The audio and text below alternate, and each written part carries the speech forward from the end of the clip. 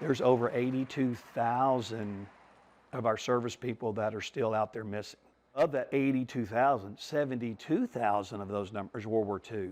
World War II was the vast majority of those that are still unaccounted for.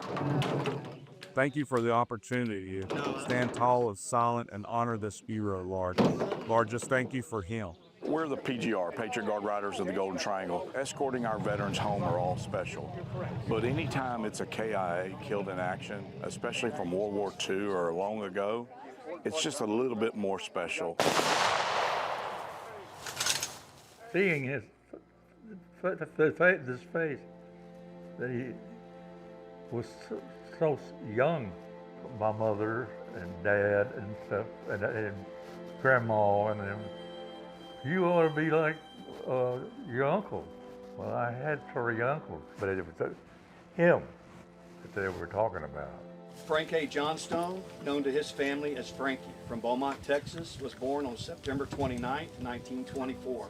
And I'm proud to say that he's my uncle. He would be my great uncle. February 25th, 1945, Frankie was a navigator aboard a B-24 bomber. Frankie's mission was to go into Linz, Austria, and bomb the railways. And as they got into the Linz airspace, they began to take fire. The aircraft that Frankie was in took a direct hit to the nose of the plane. They were able to release their ordnance on the target, and then the plane went on and crashed into the side of a mountain. 9 of the 12 members of the crew members were able to parachute out of that. The other 3, Frankie being one of them, they were all deceased. Initially, the Army listed him as MIA, and then I think in July of 1945, they removed it and placed him as KIA. I was contacted about a year ago, early 25, from an agency out of Washington, D.C. It's called the Defense POW MIA Accounting Agency. The purpose of their call was to tell us they were updating records for missing in action veterans. About 2 weeks later, they called back and stated that they had found his remains. It amazes me that they had found him. When they handed me the choice, like, where would you like to have him buried?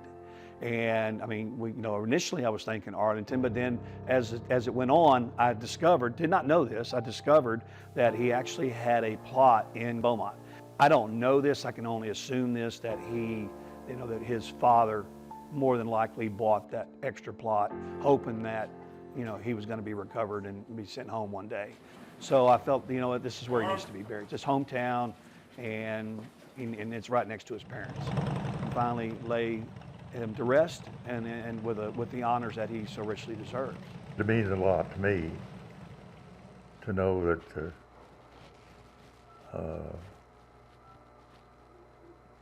he deserved it. 81 years later, in one day, we stand here today in Frankie's hometown to pay our respect and honor a true war hero. Freedom's not free, and freedom cost. And in 1945, that a man paid a price for the freedom of that time frame. And there's so many after him, and so many before him did the same thing. So he gave all that he possibly could have given for the very freedoms that we have every single day in this country. That's what makes this country so great. Thank you for coming to honor a veteran hero who gave the ultimate sacrifice so that because we have people like Frank, and that even before him and many, many, many after him have done exactly that. But we illustrate today a faith that's far beyond this, faith of a parent that believes someday their son would come home to Texas. I think his dad. That's today. I can only assume that he was just hoping one day that they could put him there.